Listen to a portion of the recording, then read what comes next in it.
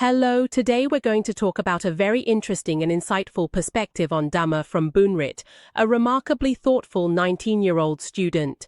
His profound understanding of Buddhist principles and teachings is truly quite remarkable for someone of his relatively young age. It's really interesting to consider what makes young people like this turn to and deeply engage with the core of Dhamma.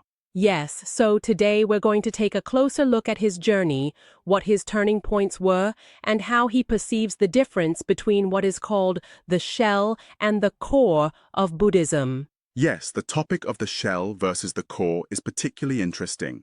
Let's start with the basics. Boonyarit grew up with Mahayana Buddhism. At home, they worshipped Bodhisattva Guanyin and things like that. Ah, yes, that's a background many families are quite familiar with. But the point that made him start to wonder, to question, was when he noticed, wait, is there some kind of connection with Brahmanism or Hinduism? This kind of questioning is important. It's the starting point for wanting to know and understand more deeply, beyond beliefs that have been passed down. Yes, and the real turning point for him actually came when he attended a funeral. He started to wonder what the Abhidhamma chanting really was, and why people chanted it. Exactly. It's those small curiosities that can lead to bigger things. So he started searching on the internet and came across a Dhamma discussion video by Ajahn Sujin Borihanwanaket. Ajahn Sujin, indeed. Yes, and there was one phrase that really clicked for him. Seeing is seeing, it's not thinking. Wow, that is a truly profound and insightful statement. Yes, it completely changed how he viewed Dhamma. It was so different from what he learned in school, which focused mainly on memorization. Yes, it's like it opened up a whole new perspective, that Dhamma isn't something distant, not just something in temples or rituals, but it's something that actually happens to us, right here, right now, in every single moment of consciousness. Our seeing, hearing, smelling, and thinking, these are Dhamma. That's right, it's the actual state of Dhamma that's manifesting right now. You don't have to go searching for it far away. Once you understand this, you can start to distinguish between what they call the bark and the core of the wood. That's interesting. What do they mean by the bark and the core of the wood? The bark refers to things like culture, traditions, rituals, and various beliefs. Right, the things we commonly see and do everywhere. The core, on the other hand, is the understanding of the ultimate truth, the genuine reality of things. Oh, I see. So he thinks that what most people practice might still just be the outer layer. Exactly, he believes that many of us are still stuck on the surface. And once he grasped this principle, did his life change? Yes, it did. He said that listening to Dhamma talks online, especially on YouTube, has become a part of his daily life. It's like a routine now. Yes, it makes things that he used to just study in passing, like the 5 aggregates, the 4 noble truths, ultimate realities, and so on, suddenly become meaningful because he realizes, oh, these are things that are actually happening to us right now. Yes, it's no longer just theory in the textbooks, but a direct experience. And that leads to an understanding that might be different from what most people generally think about these important matters. Like what, for example? For instance, the concept of anatta, or non-self. Yes, that is a fundamental core principle. That's right. He said that what he heard and came to understand was truly seeing things as they are, that there is no permanent self, nothing that can be controlled. Which might be different from some other perspectives that still emphasize the idea of self or ego to some extent. Yes, or like the 4 noble truths. Suffering, its cause, its cessation, and path. Yes, the 4 points we're all familiar with. They see it as not something to be applied as a ready-made solution to life's problems. Oh, this problem is suffering, find the cause, the origin, find the solution, the path, take action, and that's the cessation. Yes, sometimes we might tend to understand it in that simple way. But Boonyarit believes that the true meaning is much deeper than that. To truly understand the 4 noble truths, you have to go through progressive stages. What do you mean by progressive stages? It means starting from learning and memorizing, that's called pariyati. Mummies. You have to move on to contemplating and truly seeing the actual phenomena of arising and ceasing in the present moment. This is practice. Oh, I see. So it's not just about thinking about it. And finally, it's the wisdom that directly realizes that truth for oneself, that is pativeda. Wow, that's not something easy or superficial at all. Not at all. It's not just about solving simple worldly problems. And what effect does this kind of understanding have on the people around them?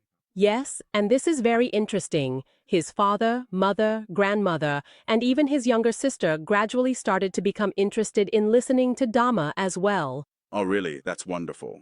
Yes, it's like once he understood, he might have explained it, or the changes in him influenced his family members to start becoming interested and gradually understand as well. He naturally became a spiritual friend to his family, didn't he? Exactly.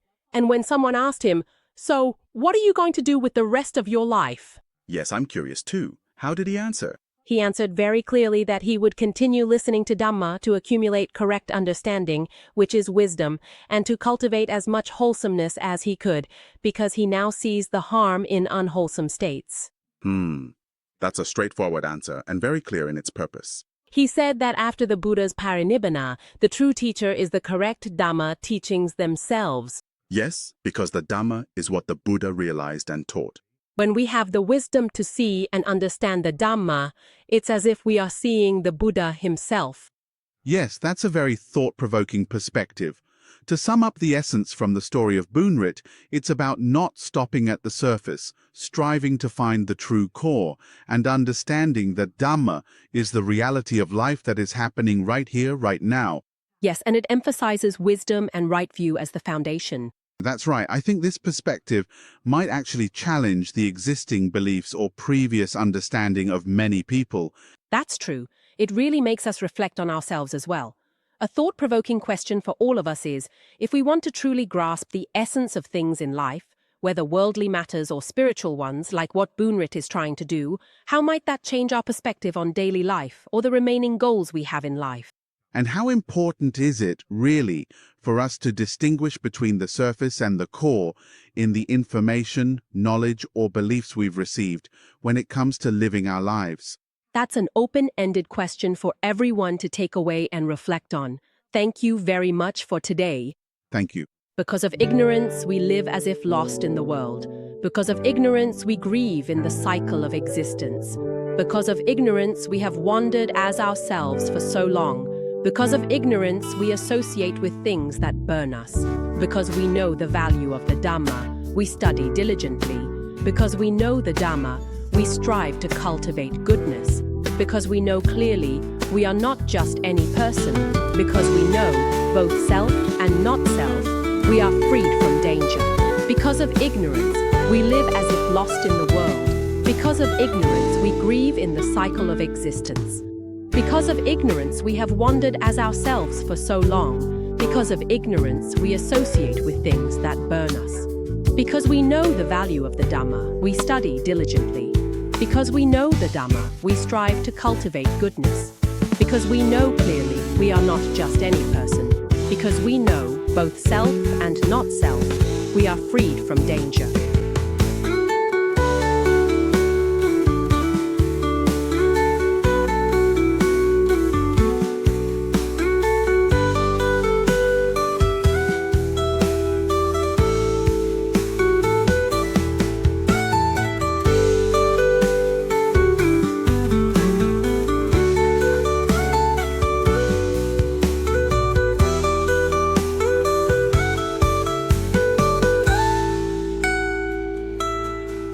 Because we know the value of the Dhamma, we study diligently. Because we know the Dhamma, we strive to cultivate goodness. Because we know clearly, we are not just any person. Because we know both self and not self, we are freed from danger. Because we know the value of the Dhamma, we study diligently. Because we know the Dhamma, we strive to cultivate goodness. Because we know clearly, we are not just any person. Because we know both self and not self, we are freed from danger.